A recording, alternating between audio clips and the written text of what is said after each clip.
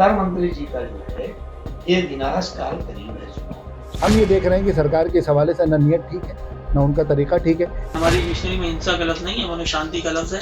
पाकिस्तान के नागरिकों को आप बुलाएंगे क्यों आएंगे?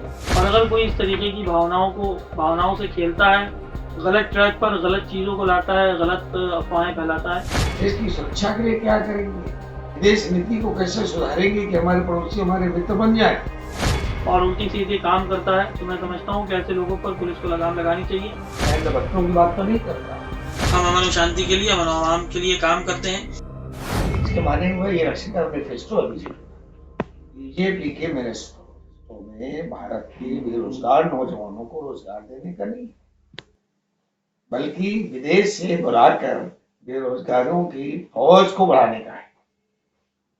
लेकिन देश समझ रहा है ये किस नियत से कर रहे हैं। इनकी नियत खराब है तो जाहिर है नीति भी खराब होगी। तो प्रधानमंत्री जी का जो है ये विनाश काल करीब है चुनाव में। जनता समझ रही है कि हिंदू मुस्लिम करके चुनाव जीतने का इनका पुराना फंडा है। पाकिस्तान के नागरिकों को आप बुलाएंगे क्यों आएंगे? अफगानिस्तान वाले क्यों आएंगे? हमारी जो करेंसी की वैल्यू है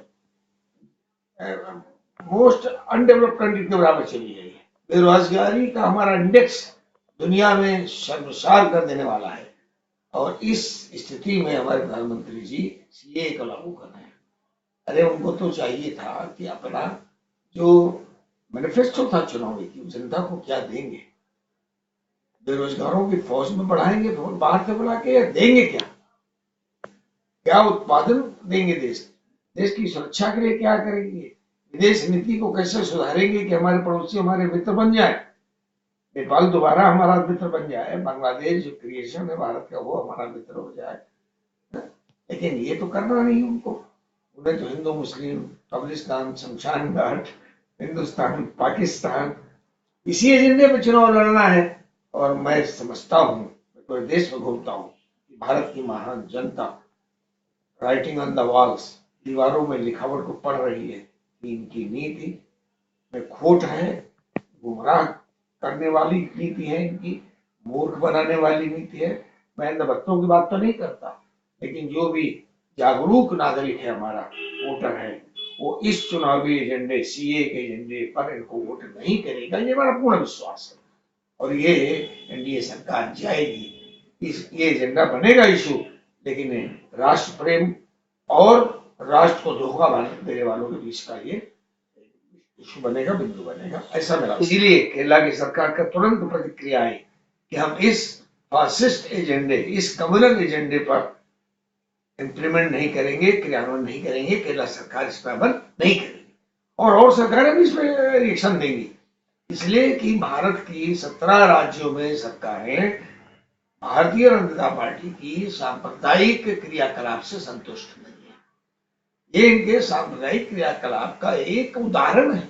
देखिए चुनावी साल है, हम जनता से अपील करेंगे कि इनको भरपूर चोट मारे, लेकिन वोट की चोट मारे। इस समय इस बिंदु पर सड़क पर उतरने का समय नहीं, बल्कि सड़क पे हमारे बेरोजगार असहाय लोगों से संवाद स्थापित करने का समय है कि उनसे संवाद स्थापित किया जाए। इस धोखेबाज सरकार, जुमलाबाज सरकार, हिंदू मुस्लिम करने वाली सरकार, सांप्रदायिक मुद्दों पर देश को गुमराह करने वाली सरकार को कैसे उखाड़ दे। तरीका ठीक हो तो वो चीज़ लोगों को फ़ायदा पहुंचाती है। अगर सीए एनआरसी से लोगों का डॉक्यूमेंट बन जाए, कागजात ठीक हो जाए, तो ये तो बहुत अच्छी चीज़ है। लेकिन जिस तरह से सरकार बात कर रही है और जिस तरह से सरकार करना चाह रही है वो ठीक नहीं है। इसी वजह से लोगों में बेचैनी फैल रही है।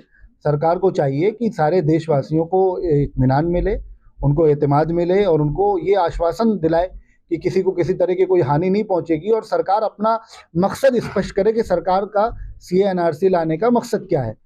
ये सारी चीज़ें सरकार क्लियर कर दे तो क्यों लोगों को आपत्ति होगी। लेकिन हम ये देख रहे हैं कि सरकार के इस हवाले से न नीयत ठीक है, न उनका तरीका ठीक है। इसलिए हमने पहले भी विरोध किया था, और अगर हमारी नेशनल लेवल की संस्थाएं अगर इस बार भी इसका विरोध करेंगी तो हम भी इसका विरोध करेंगे। इस ताल्लुक से भी बातचीत आई, तो उसमें बड़े अधिकारी भी मौजूद थे, उनसे बातचीत भी हुई।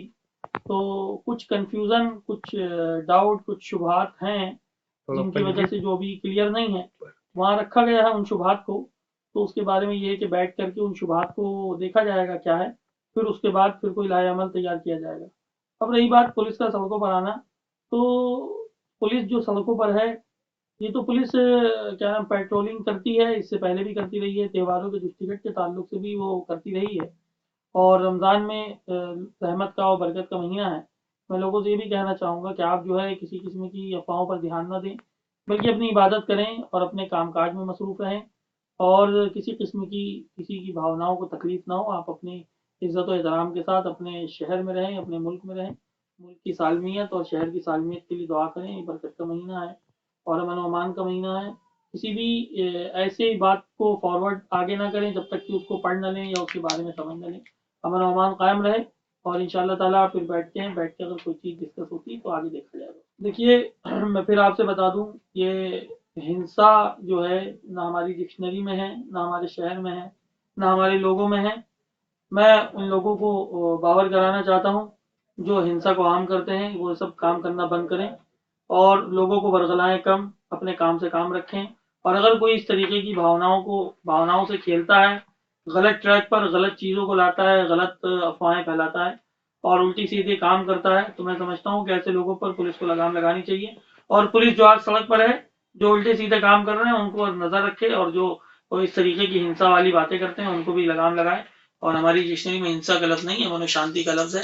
हम अमन व शांति के लिए, अमन व अमान के लिए काम करते हैं। धार्मिक लोग हैं, धर्म के धार्मिक लोग हैं और अच्छे काम करते हैं, लोगों को मोहब्बत और इख़्वत का दर्ज देते हैं और ताकि लोग जो है अमन व अमान से रहें और मोहब्बत को आम करें और मोहब्बत फ्री को हमेशा कायम रखें। उत्तर प्रदेश की हर खबर से अपडेट रहने के लिए श्रेष्ठ यूपी को करें सब्सक्राइब, बेल आइकन दबाएं और देखते रहें श्रेष्ठ यूपी।